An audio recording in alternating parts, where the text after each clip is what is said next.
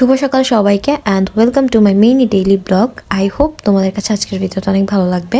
Honestly বলতে গেলে স্ন্যাপচ্যাটের এই ফিল্টারটার আমি একদমই প্রেমে পড়ে গেছি। এই ফিল্টারটা আমার এত বেশি পছন্দ। বরাবরের মতনই সকালবেলা ঘুম থেকে উঠে রেডি হয়ে বের হয়ে গেছি। তো বাসে উঠে গেলাম। বাস থেকে নেমে আজকে ভাবছি আর রিক্সা নিব না, যেহেতু টাইম আছে আমার এখনো, তাই ভাবলাম আজকে হেঁটেই যাব।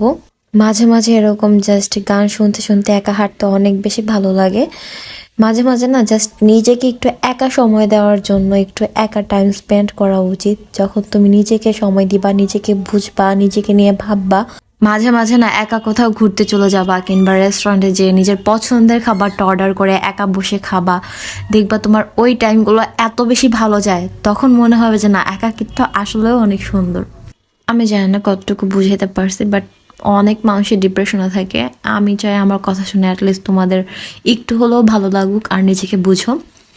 দেন আমি এসে আমার ড্রেস চেঞ্জ করে আমি এসে বললাম আমার লাইভ কিচেনে। এইখানে তেমন আর কোনো ভিডিও নেওয়া হয় না, আজকে কাজের মাঝেও কোনো ভিডিও নেওয়া হয়নি। তারপর চলে আসলাম একদম ছুটির পর, ড্রেস চেঞ্জ করে নিলাম। আর এটা আমার খুবই ফেভারিট একটা টি শার্ট। উপরে আর ওভারকোটটা পরলাম না, যেহেতু বিকাল টাইমটায় বাইরে ঠান্ডাটা একটু কমই থাকে, যদি ঠান্ডা লাগে তখন পরে নিব। তারপর হোটেল থেকে বের হয়ে আমরা এখানে একটু ফটো সেশন করতেছিলাম।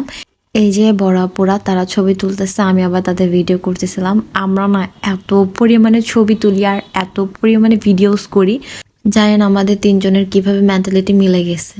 যেহেতু তারা আমার বড়, তারা আমাকে খুবই স্নেহ করে, অনেক আদর করে। আমি খুবই থ্যাঙ্কফুল যে এমন একটা জায়গায় তাদের মতো বড় আপু পেয়ে। তারপর আজকে আবার একটা আপুর সাথে দেখা হলো, জ্যোতি আপু আবার ফারিন আপু আর পলি আপুর ফ্রেন্ড, তাদের সাথে দেখা করতে আসছিল।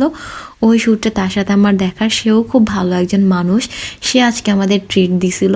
আমরা এসে পড়ছিলাম গুলশানের ফুচকা ওয়ালি, এই ফুচকার দোকানটায়।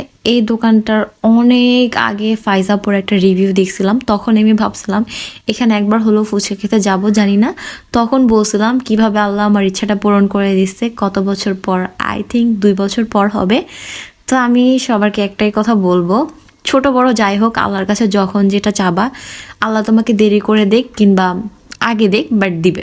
মাঝে মাঝে তো আমার সাথে এমনও হয়েছে যে আমি আল্লাহর কাছে কিছু চাইছি, আল্লাহ আমাকে দিতেছে না, আমি হঠাৎ করে হয়তো ওই জিনিসটার কথা ভুলে গেছি। দেন হুট করে ওই জিনিসটা আমি পেয়ে গেছি, তখন আমার মনে হয় যে এই জিনিসটা তো একদিন আমি বলছিলাম যে এই জিনিসটা আমার লাগবে। সো আমি সবার উদ্দেশ্যে একটা কথা বলবো, চাওয়ার কোনো শেষ নাই। অ্যান্ড পরিশ্রম করো, হার্ডওয়ার্ক করো। সব কিছু তোমার সাথে বেইমানি করতে পারে, বাট তোমার পরিশ্রম কখনোই তোমার সাথে বেইমানি করবে না। তুমি যে কষ্ট করতেছো, স্ট্রাগল করতেছো, সেটা কেউ দেখুক আর না দেখুক, আল্লাহ দেখে, আর সেটার ফল তুমি একদিন পাবা। যাই হোক, এখান থেকে আমরা সবাই দই ফুচকা খাই। ফুচকাটা মোটামুটি ভালোই ছিল। তারপর এসে বললাম একটা আমরা শোরুম বলা চলে কিংবা সব বলা চলে, এখানে 70% ডিসকাউন্ট চলতেছিল। আর এত সুন্দর সুন্দর কালেকশন ছিল, তেমন কোনো কিছু কেনা হয় নাই, যেহেতু হুট করে যাওয়া, টাকাও নিয়ে যায়নি। তারপর এই ছোট্ট বাচ্চাটার সাথে দেখা হয়ে যায় রোডে। ও মেবি ওর মার থেকে হারাই গেছিলো, রোডে ঘুরতেছিল, দেখে এত বেশি মায়া লাগছে। তারপর ওইখানে একটা আপুর সাথে দেখা। আপুকে বললাম যে আপু আমার বাসা তো অনেক দূর, আপনি প্লিজ এই বাচ্চাটাকে নিয়ে যান, এই শীতের মধ্যে বাইরে থাকতে ওর অনেক কষ্ট হবে। অ্যান্ড লাকিলি ওই আপু অনেক ক্যাট লাভার ছিল। দেন ওই আপু ওই বেবিটাকে নিয়ে যায়। দেন অ্যাটলিস্ট মনে একটা শান্তি লাগতেছিল যে না, ও একটা ঘর পাইছে। দেন আর তেমন কিছু করা হয় না, বাসার দিকে চলে যাচ্ছি। অটোতে একা থাকলে আমি এভাবেই বসি আর নামার আগে সিটটা ক্লিন করে দিয়েই নামি। আজকের মতো বিদায় নিচ্ছি, বাই বাই।